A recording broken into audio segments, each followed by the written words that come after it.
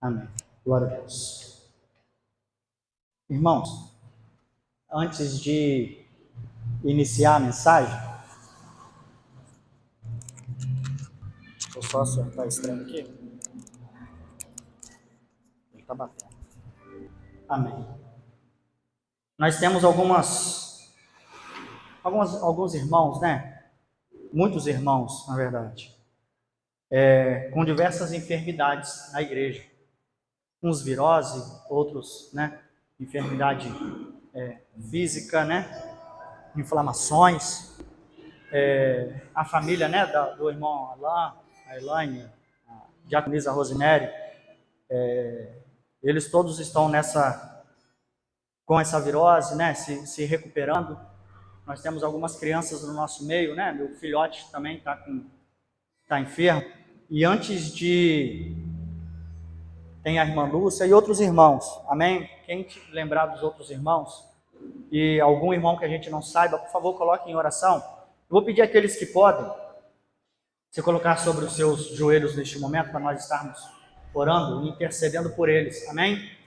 Porque às vezes no final do culto acontece uma outra, foge um pouquinho da nossa programação pessoal e acabamos esquecendo. Então, neste momento, aproveitando este momento do louvor, ao qual Deus se faz presente, ora por esses irmãos, amém? Aqueles voluntários também, que Deus possa aumentar o amor cada dia mais pela obra voluntária na vida dos irmãos que tanto precisam, para que Deus abençoe esses irmãos também poderosamente, para que Deus possa guardar e protegê-los, para que eles continuem sendo essa bênção na vida de outras pessoas. Então vamos orar. Glória a Deus. Senhor Deus e eterno Pai, Pai do nosso Senhor e Salvador Jesus Cristo, Deus que és o Criador do céu e da terra.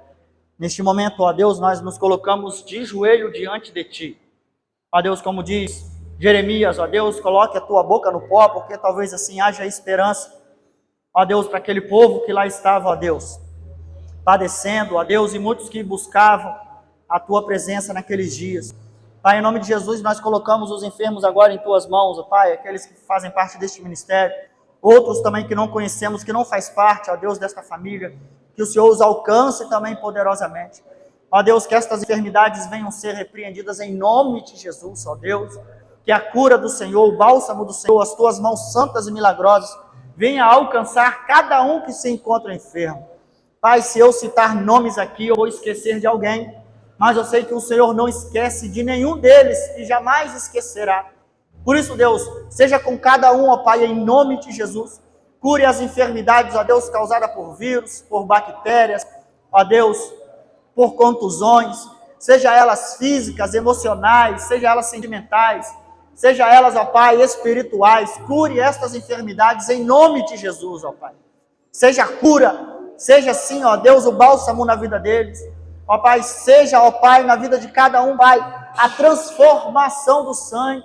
Aonde existe um sangue enfermo, cure, Pai, em nome de Jesus. Renova o sangue deles, ó Pai. Passe o Teu sangue sobre eles e cure-os para a honra e a glória do Teu nome santo. Nós oramos a Deus porque a Tua palavra nos instrui a isso. Orar uns pelos outros, e havendo alguém enfermo no meio de nós, devemos orar por eles, consagrar, ungí-los, estar, ó Pai, colocando eles diante de Ti, para que eles venham ser ungidos, ó Pai, guardados, abençoados por Tua presença. Assim, ó Pai, está escrito em Tiago, ó Pai, orai uns pelos outros, havendo algum enfermo no meio de nós, devemos orar por eles, pois a oração do justo vale muito em seus efeitos. Ó Pai, em nome de Jesus, nós oramos por cada um. Pode ter aqui agora, neste momento, alguém enfermo, orando a Deus por alguém que também está enfermo. Ó Pai, e cure este também, Pai, em nome de Jesus. Seja com ele, ó Deus, toque nos ossos, nas juntas, medulas, tendões, cada célula que existe neste corpo, vem ser tocada pelo Senhor, Pai. O Senhor conhece cada uma dessas células, e é bilhões que nós temos, Pai, e o Senhor sabe. Toque em cada uma, porque foi o Senhor mesmo quem fez.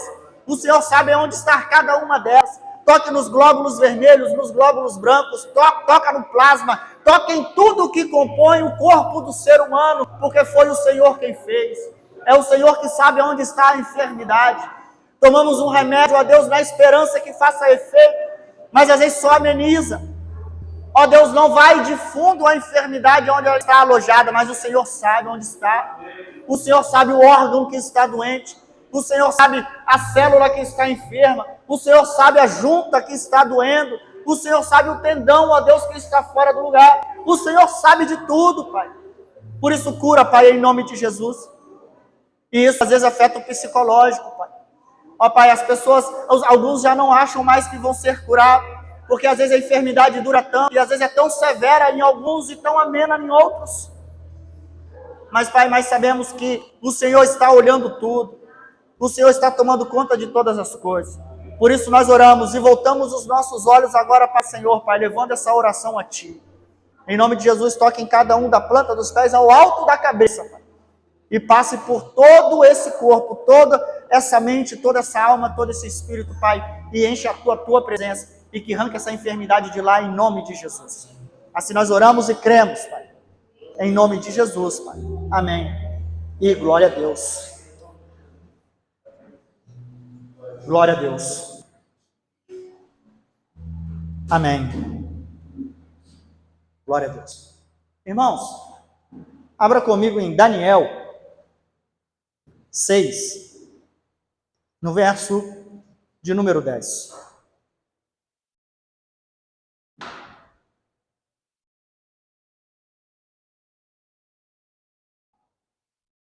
Glória a Deus.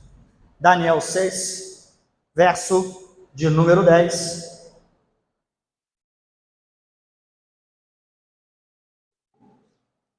Glória a Deus.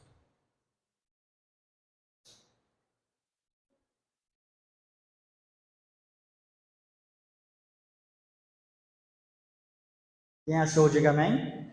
Amém. Por isso é bom folhear a Bíblia, irmão. Nem sempre temos o recurso digital. Né? Glória a Deus. Não vai cair daí não. Amém. Daniel, capítulo de número 6, no verso de número 10. Aquele que achou, vamos ler. E diz assim: Daniel, pois, quando soube que a escritura estava assinada, entrou em casa. Ora, havia no seu quarto janelas abertas da banda de Jerusalém. E 3 vezes no dia se punha de joelhos e orava e dava graças diante do seu Deus, como também antes costumava fazer. Mais uma vez, Daniel, pois, quando soube que a escritura estava assinada, entrou em sua casa. Ora, havia no seu quarto janelas abertas da banda de Jerusalém. E 3 vezes no dia se punha de joelhos e orava e dava graças diante do seu Deus, como também antes costumava fazer. Glória a Deus. Os amados podem tomar os seus assentos.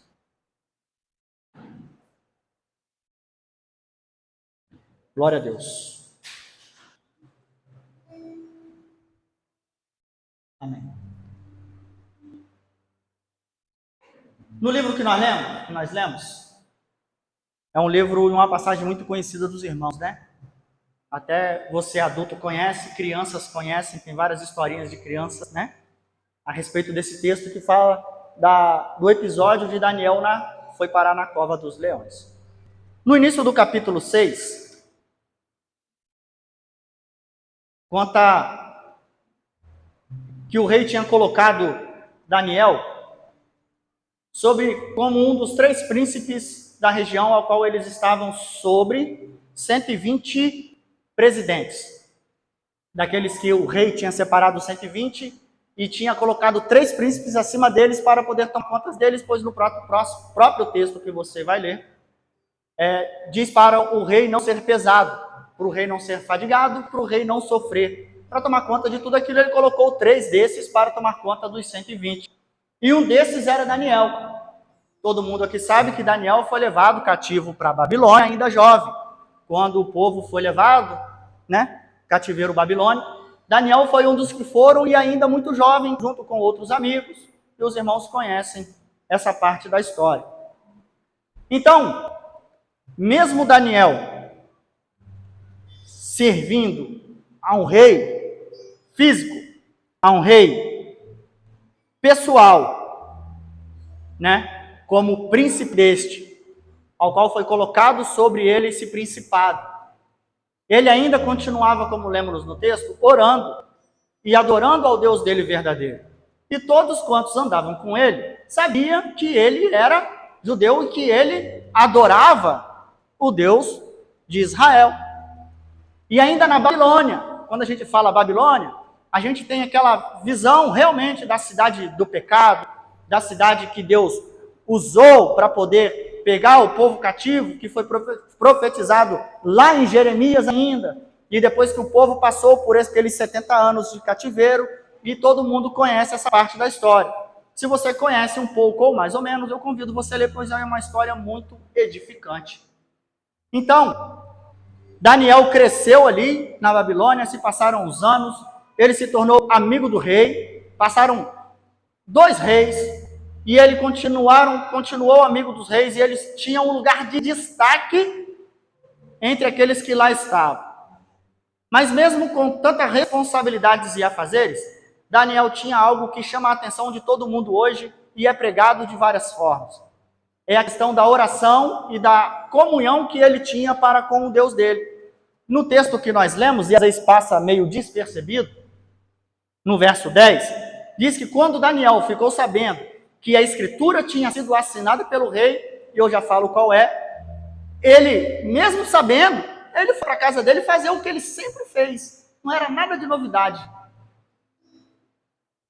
E ele foi para a casa dele e orou como ele costumava orar já antes, 3 vezes ao dia. E na minha Bíblia tem um parênteses que diz, ora, em sua casa havia janelas abertas para a banda de Jerusalém. Então, Daniel estava fazendo algo que era de costume dele fazer. Não era nada anormal para ele o que tinha acontecido. Talvez para nós, nos assustaríamos se estivesse no lugar de Daniel. Se você estivesse bem, vivendo em um reino, onde você tinha somente 3, que liderava toda uma província, todo um reinado. Acima deles, só existia o rei, eles tinham que dar obediência somente ao rei deles. E todos os outros 120 tinham que dar obediência a eles do que estava acontecendo na região. Ele vivia uma vida muito confortável.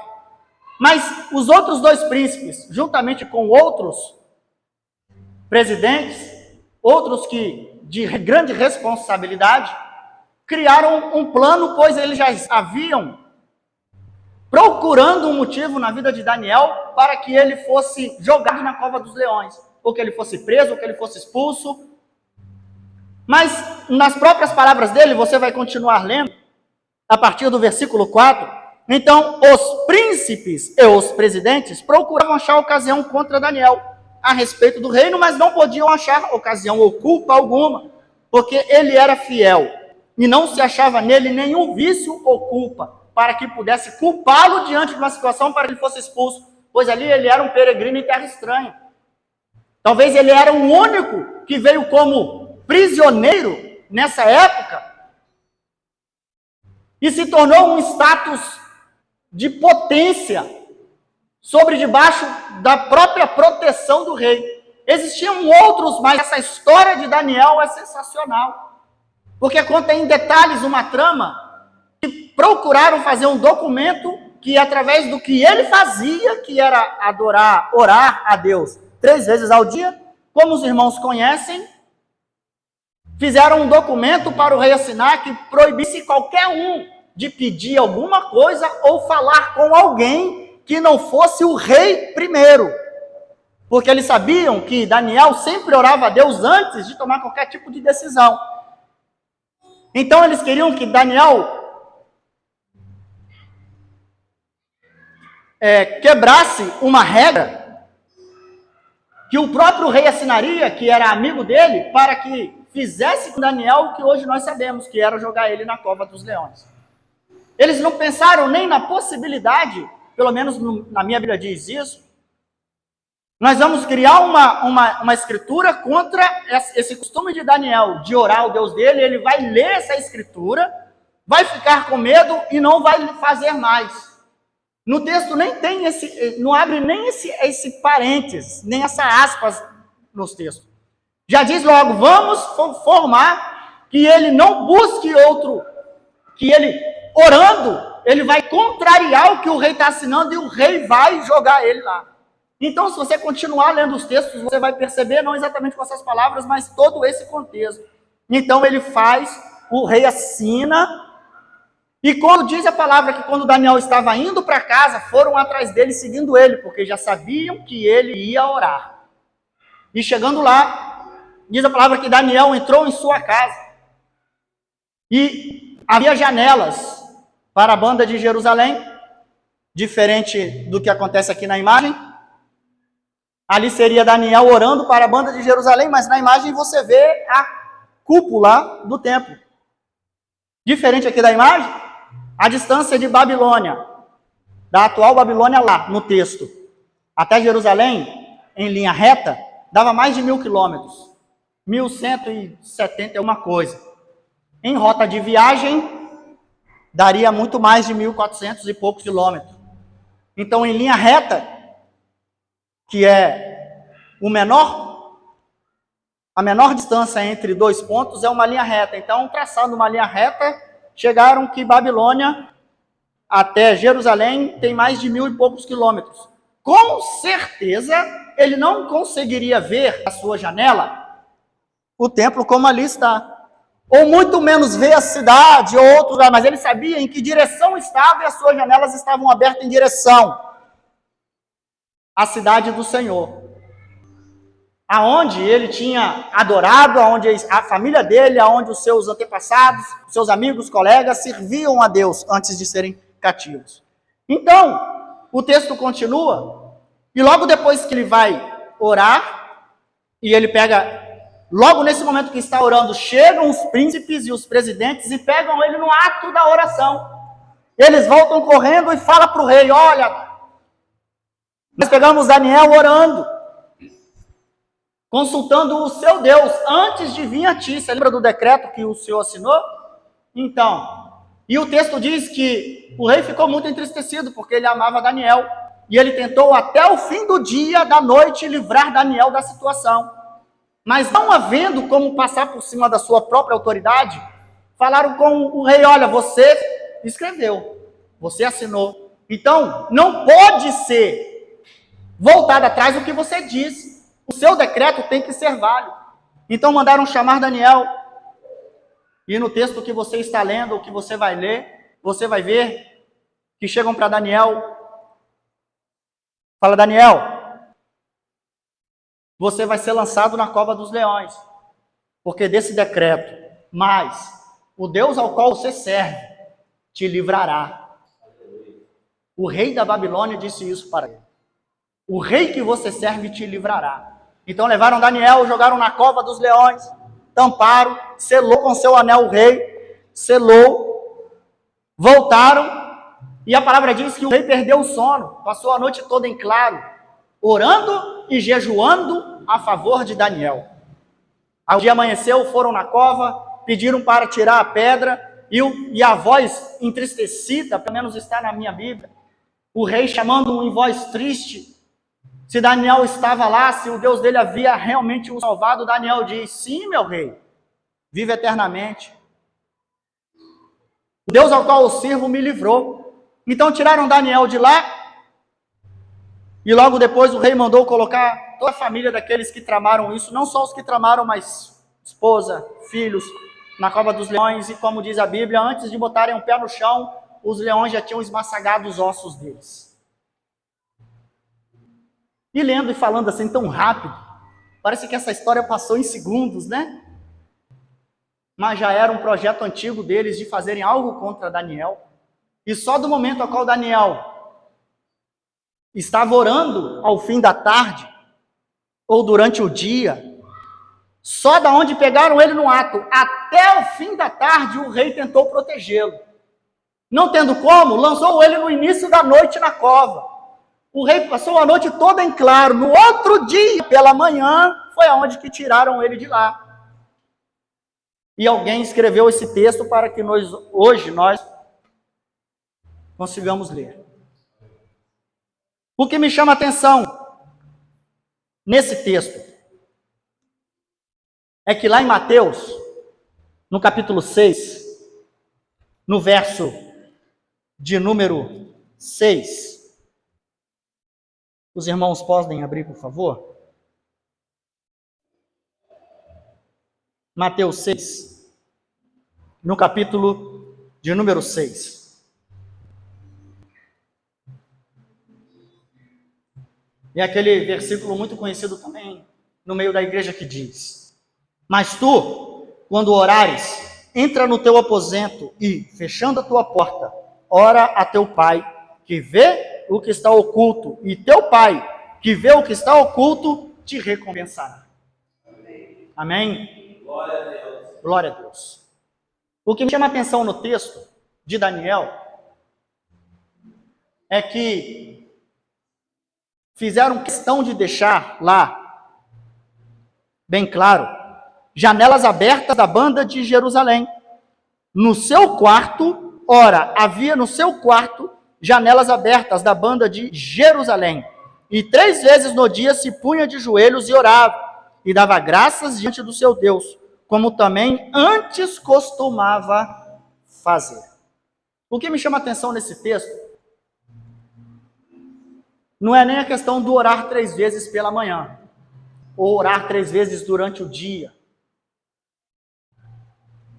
O que me chama é que deixaram bem explícito, e os escritores da Bíblia Sagrada deixaram bem para nós percebermos que no seu quarto havia janelas abertas para a banda de Jerusalém. Não necessariamente haveria essa necessidade de colocar no texto. Mas falar, mas é a Bíblia, tinha que ter. Mas quando nós temos um texto entre parênteses, ou nós temos um texto entre aspas, na Bíblia Sagrada, eles fizeram questão, os autores da palavra da Bíblia Sagrada, os moradores da Bíblia Sagrada, de deixar bem explícito para que nós possamos entender o contexto do que estava ali acontecendo. Então, me deixa bem claro a situação da janela aberta para a banda de Jerusalém. Se hoje existe até um louvor, né? Fecha a porta do seu quarto e ora, né? Fecha a porta do seu quarto e ora. Esse momento de oração no seu quarto é nítido que traz para a igreja, para nós, para aqueles que oram, um momento de intimidade com o Senhor. Amém? Um momento de intimidade. Você está fechando a porta do seu quarto e está trazendo alguém para a sua intimidade para você conversar, para você orar para com Ele. Amém? E hoje eu queria trazer, justamente, hoje, como nós costumamos dizer, né? Se eu tivesse que dar um título a essa mensagem, mas hoje eu vou dar um título a essa mensagem que é Janelas Abertas e Portas Fechadas.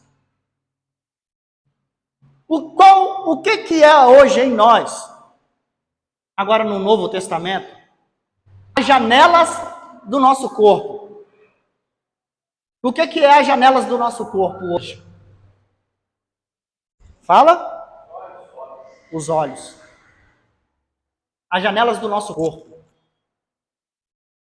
hoje são os olhos. Aqui é bem claro no texto que Daniel, ele orava com as janelas abertas, orando de frente a Jerusalém. Para quem hoje conhece um judeu, ouviu filmes, ouviu até passar, realmente, existe um momento do dia que onde eles estão, eles abrem o seu, ali ajoelham para a direção aonde eles estiverem. Pode estar no Japão, na China, na Rússia. Eles têm mais ou menos a direção para onde está Jerusalém, ajoelham em direção e olha, hoje, mas nós, hoje cristãos, a nossa direção em fitar os olhos é na direção que está o Pai, Jesus Cristo. Mas me explica isso, pastor. A palavra de Deus diz, em Mateus, no mesmo capítulo de Mateus, no mesmo capítulo, no verso 22, se não me engano, a partir de 23, diz que a candeia dos olhos é a candeia do corpo é os olhos. Se o seu corpo, se o seu olho, seus olhos forem bons, seu corpo será. Se os seus olhos forem maus, seu corpo será mau. Então hoje, no nosso contexto, não adianta nós fecharmos a porta, fecharmos a janela, a báscula do banheiro, botar um pano debaixo da porta, apagar a luz, fazer o que quiser, para orar em intimidade para com Deus, se os nossos olhos continuam maus. Se a candeia do nosso corpo continua mal. Se a gente continua com os nossos olhos cobiçando, desejando, fazendo tudo aquilo que faz o seu corpo apodrecer e adoecer, o templo do Espírito Santo.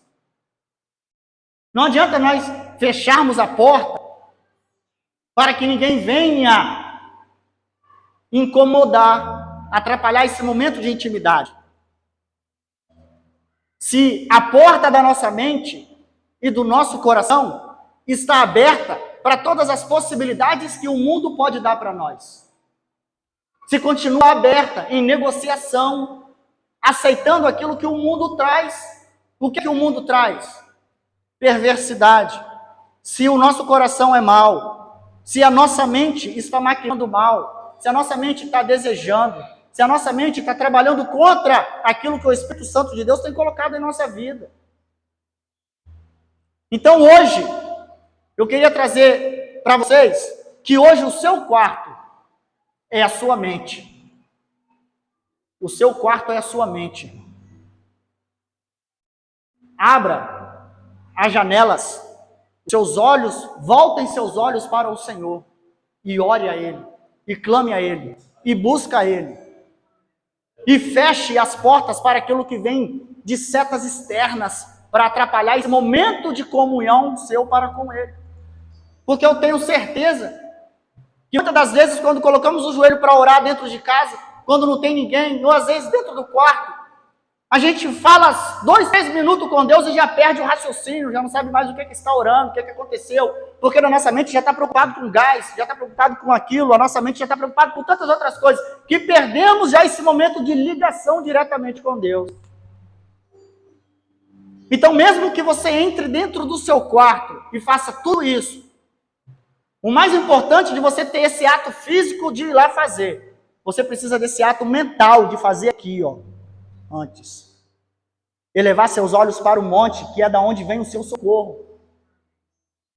O salmista diz, eu olho para o monte, de onde me virá o socorro? O meu socorro vem do céu, vem do Criador do céu e da terra. Então nós temos que voltar os nossos olhos para da onde vinha o nosso socorro, irmão. O nosso socorro vem de lá. É olhar para Ele, para Deus, e fechar a porta para que aquilo que o mundo coloca para nós. Então, se nós temos a consciência de que nós estamos orando e buscando o Deus verdadeiro, que você está no momento de intimidade para com Ele, de repente você não tem um momento do seu dia para estar só, você não pode trancar a porta. Quem tem filho pequeno sabe, só se ele estiver dormindo. Às vezes você está num dia exausto de trabalho, mas tem um momento do seu dia, você pode estar sentado no meio de uma sala de aula com 40 pessoas do seu lado. Você consegue ligar sua mente em Deus, irmão, e elevar seus olhos para aqueles que podem te salvar, para aquele que pode te libertar, para aquele que pode te ajudar. Para verdadeiramente você elevar seus olhos, não olhando hoje lá para Jerusalém, mas você olhando o Deus invisível, que você sabe aonde Ele está. Você sente Ele dentro do seu quarto. Você sente Ele dentro do seu carro. E no texto de Mateus, ele é um contexto totalmente diferente. Quando você começa a ler, você vai ver que é aquele texto que não ajuntais tesouros no céu, na terra, mas ajuntais tesouro no céu, aonde a traça e a ferrugem não pode consumir, porque na terra consome. O texto diz isso. E seguindo o texto, diz, a candeia do corpo são os olhos, de sorte que se os teus olhos forem bons, todo o teu corpo terá luz. Se porém os teus olhos forem maus, todo o seu corpo será tenebroso. Se, portanto, a luz que em ti há são trevas, quão grandes serão tais trevas? Então, se os nossos olhos estão fitados no Senhor, irmão, na nossa mente brilha a luz de Deus.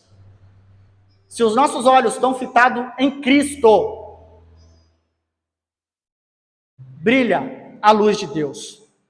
No texto que nós lemos, quando fala dos fariseus, esses oram em pé na praça para que todo mundo veja que eles estão orando.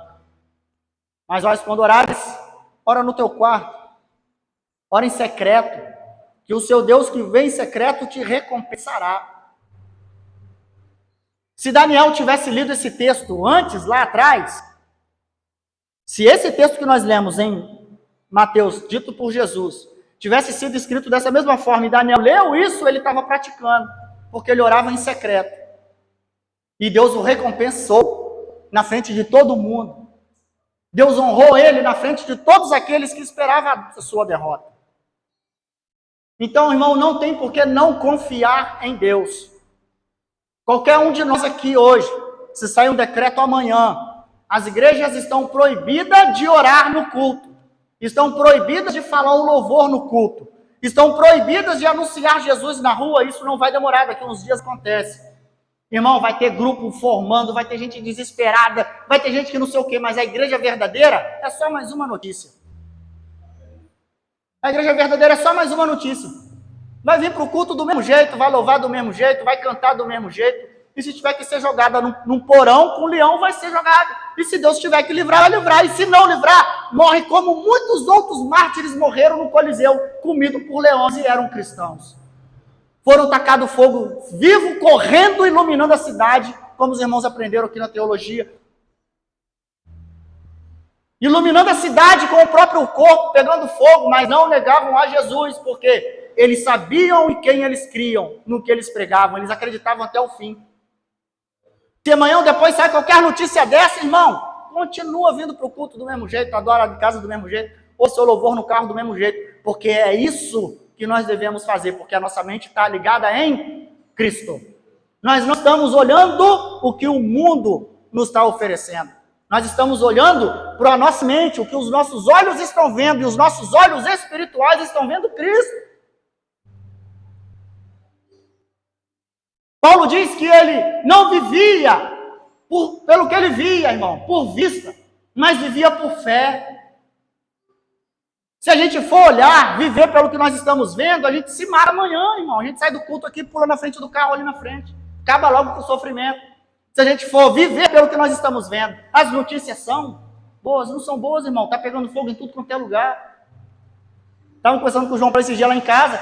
Nós estávamos vendo isso na televisão na Amazônia, irmão. Lá na Amazônia, eu pude ver isso aqui em casa. Lá em casa é fuligem pura do fogaréu que pegou ali pro lado do Paulo César, vinha ali pro lado de cá. Essa fumaça estava indo lá, segundo João Paulo, lá em Anchieta, irmão, lá em Iriri. Tipo assim, a gente estava vendo isso na Amazônia, estava aqui do lado. Está queimando tudo, as notícias não são boas, tudo aumenta, estão querendo fazer isso, fazer aquilo. Não, mas a igreja continua vindo, orando, buscando, clamando. Porque Jesus ainda está de pé, irmão, zelando e velando por sua igreja. Jeremias escreveu uma palavra que Deus deu a ele, e ele diz, o próprio Deus falando na boca de Jeremias, eu velo pela minha palavra para as cumprir, da própria boca de Deus. Quando você vai no velório, o que você faz? O que faz? Ou vou no velório, você vai fazer o que com o defunto? Pode falar. Velar, não é? Vamos lá velar fulano. A palavra velar, irmão, significa ficar acordado. Porque velório é só de um dia para o outro à noite. Começa de tarde, vai até no outro dia de manhã, enterra o camarada, 10 horas, 11 horas, qual era, foi marcado o enterro. E geralmente é durante a noite, por isso o nome velar, porque ficar acordado. Deus precisa dormir? Não. Mas ele mesmo diz, eu velo pela minha palavra para as cumprir. O próprio Deus diz isso, irmão. E a palavra de Deus é muito fiel acerca da sua igreja. Que Deus toma conta da igreja. Que Deus, tudo o que acontece está debaixo de uma direção de Deus, nada fugiu do controle dele ainda.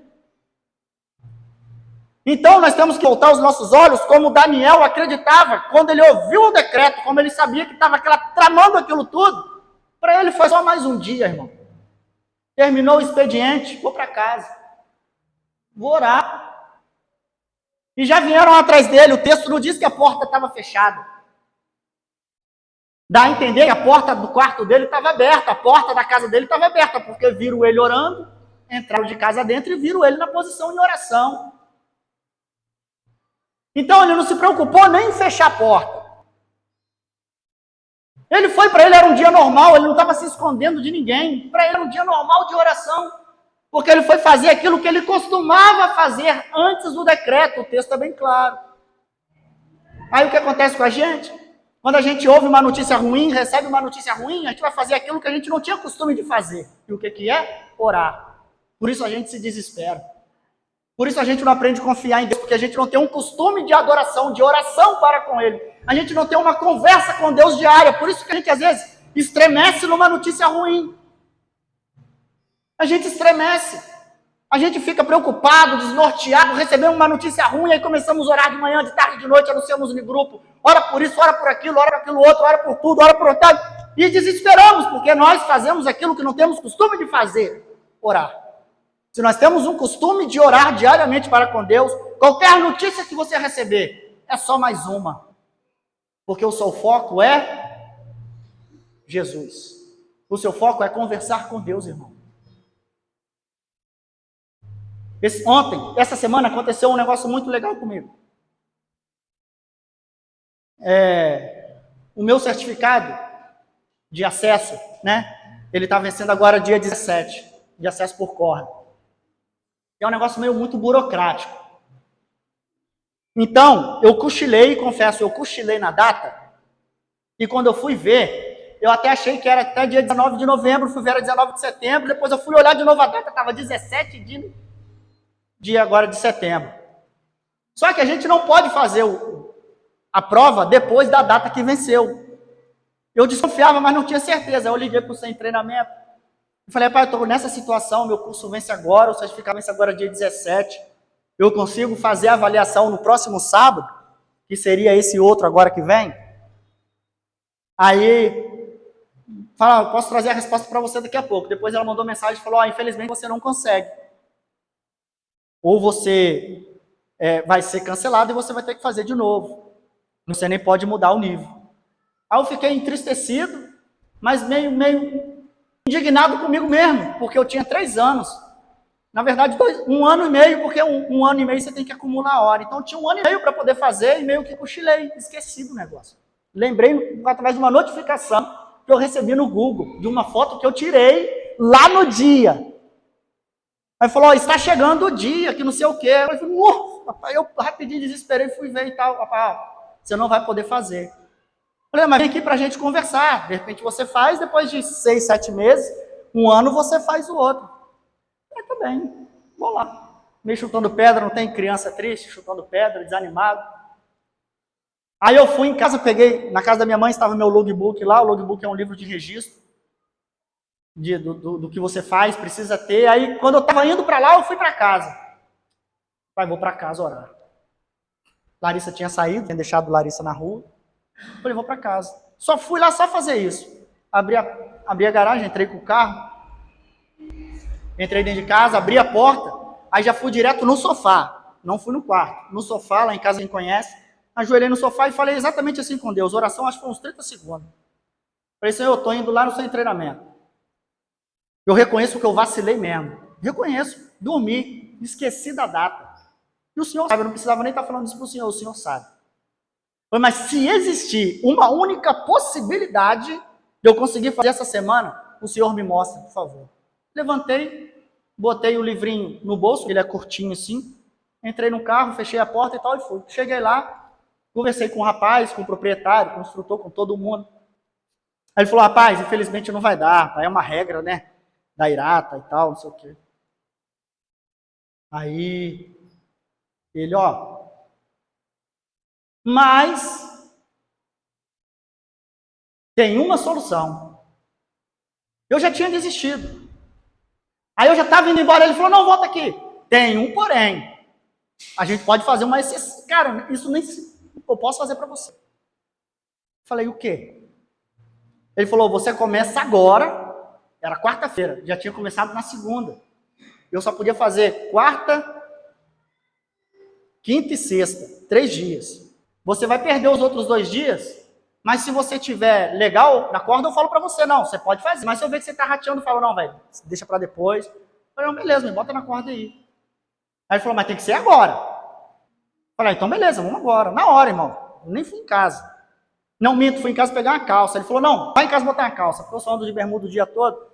Aí eu fui lá em casa, peguei a calça, saí correndo, fui pra lá e tal, vai começar agora e tal. Aí fui lá, entrei na corda, aí ele, não, vai dar certo e tal, não sei o quê. Aí mandou os documentos pra lá, mandei tudo. Aí precisava de um certificado de primeiros socorros para poder valer a inscrição. Você precisa ter um curso de primeiros socorros. Estou contando em detalhes para os irmãos entenderem. Eu tenho um curso, mas não tinha um certificado. Onde foi parar? Aí eu liguei para um amigo, se ele tinha como me enviar de novo. Ele falou, rapaz, eu estou na rua, eu não estou aqui, foi até no Rio que eu fiz. Foi até no Rio que o rapaz mandava. Aí ele falou, pô, vou chegando no escritório. E esse chegando no escritório, até agora ele não ligou. Aí eu procurando um curso online que emitisse certificado na hora. E ele conversando e a hora passando, faltava 10 minutos para começar o trem. E eu não podia perder a oportunidade. Aí apareceu um cursinho lá, pô, certificado na hora, instantâneo e tal, basta responder as perguntas. Eu falei, eu vou ter tempo de responder pergunta? Fui só pulando, tum, li, tum, li, tum, li, tum, li, tum, tum, tum, tum. Aí chegou na parte das perguntas. Matei as perguntas, tirei 10 nas perguntas. Questão de 5 minutos. Passou 30 segundos, pum, no e-mail, o certificado tá com meu nome, com tudo. Eu falei, imprime aí. Então, ele imprimiu lá na hora, fez a inscrição, então, beleza, continuei. Aí, depois, no final do dia, treinei até sexta. Aí nós fizemos uma avaliação ontem. Irmãos, não estou contando isso para vocês porque era um negócio que eu achei que já tinha perdido. Entendeu? Tá dando cãibra em mim aqui o dia todo, desde ontem, dos braços até as pernas, que é um negócio meio acelerado. Porque eu tinha que mostrar também que eu estava apto para poder fazer.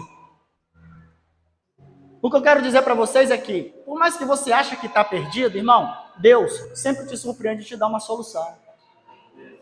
E sabe o que me surpreendeu, Bruno? Cara, eu não era merecedor de Deus ter falado, não, eu vou te dar a oportunidade que você pediu. Sabe por quê? Porque eu tive tanto tempo para fazer e não fiz. Não fiz. Você tá entendendo? Eu fui bem sincero com Deus. Falei, Senhor, eu sei que eu vacilei. Podia ter feito isso há muito tempo. E agora que eu fui ver, faltando dias para vencer, vou ter que esperar mais 3 anos. Se tiver uma única oportunidade, o Senhor me mostra. E Ele mostrou. Entendendo? E Ele mostrou. Eu estou falando isso para vocês, para você ver que até nos mínimos detalhes Deus cuida. E se Deus não tivesse feito, Bruno, eu estava tranquilo. Eu tinha reconhecido que já que o vacilo foi meu. Eu faria depois. É porque isso restringe algum campo de trabalho, porque não entra. Tem que ter, porque senão não trabalha. Então eu fico feliz por Deus ainda cuidar da gente, irmão, sem a gente merecer. Sabia disso? Sem a gente merecer. Então, quando você estiver orando, se você tiver a oportunidade de entrar no seu quarto e fechar a porta, e você ter esse momento de intimidade com Deus, irmão, é muito bom. Realmente é muito bom. E você não usar palavras formais e nem repetitivas, como diz no próprio texto que Jesus diz. Mas conversa com Deus como se Ele fosse seu amigo, irmão. As palavras que você usa no dia a dia. Conversa com Ele. Conversa com Ele. Chama Deus para conversar. Leva teus olhos para o monte, que é aonde? E faz a pergunta, e da onde me virá o socorro? Olha, realmente para o Deus que criou os céus e a terra, irmão, e tudo que neles há existe e habitam. Amém? Porque é só Ele quem pode fazer, talvez, o que você está pedindo, que você está querendo que Ele faça. Então, quando você tem um amigo íntimo, Você coloca diante dele a sua situação e conversa para com ele. Amém? Curva a sua cabeça.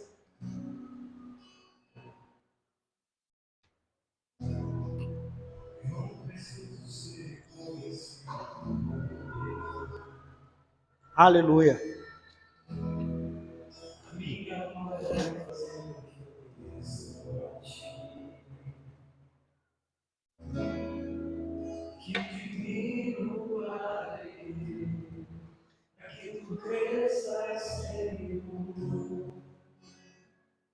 Mais e mais.